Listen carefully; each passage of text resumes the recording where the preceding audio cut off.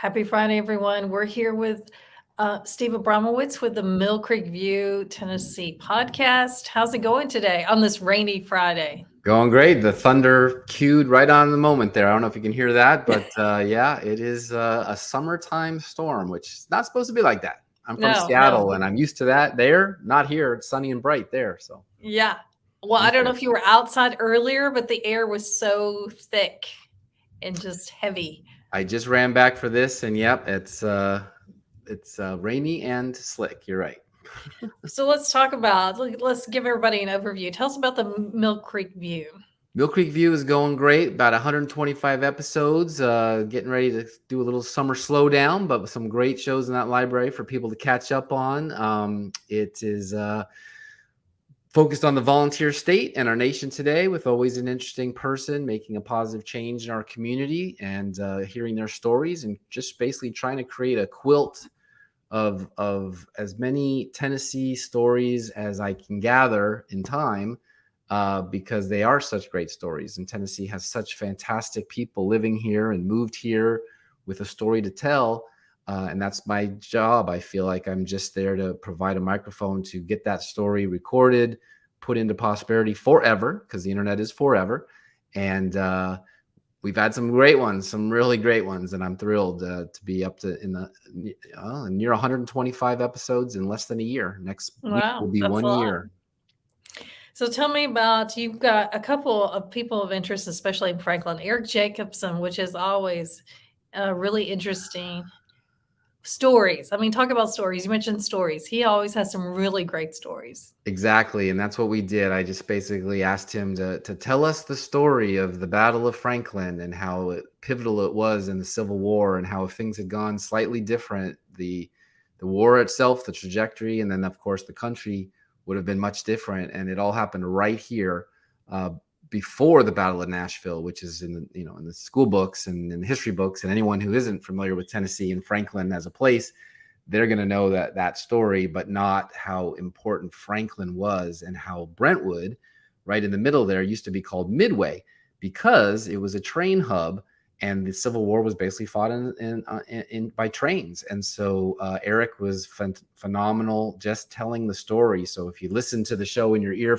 earphones and sit back and hear the story of the Battle of Franklin, Tennessee, it's phenomenal. And of course, it's on Rumble, so you can watch the video and see us talking together like this.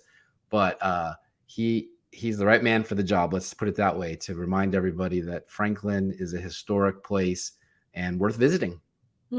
Yeah, and his voice. When you said listen to his voice, I mean, he should just read books to you. I should hand over my job to him. Yeah.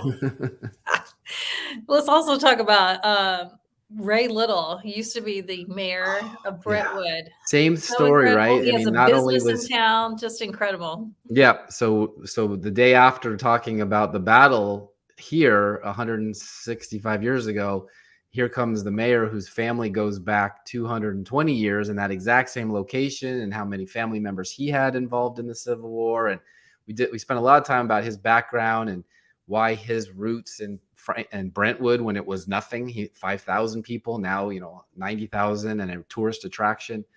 So it was a really good kind of follow on to from the Civil War battle that put us on the map, to his family creating it, to now him as the mayor. He's not the mayor anymore. He's now just on the council, which is important. But they have a new mayor, but he was the mayor for 15 years.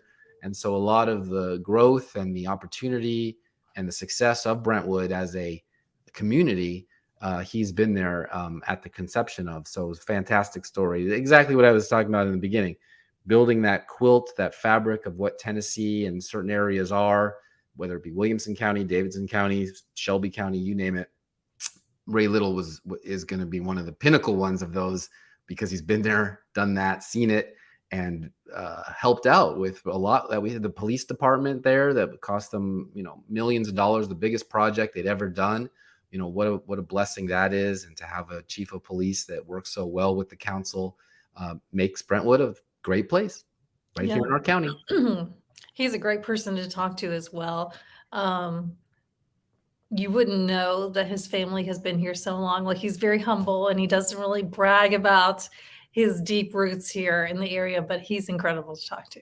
which is why it was a blessing to have him on the show and be able to spend, long form question and answer to start with his roots. Those were my questions that most people wouldn't have known, but I did my homework to be able to ask that. And now forever, you will always know, long after he and I are both gone, that Ray Little and the Little family was a absolute pioneers of Brentwood, Tennessee. Yeah.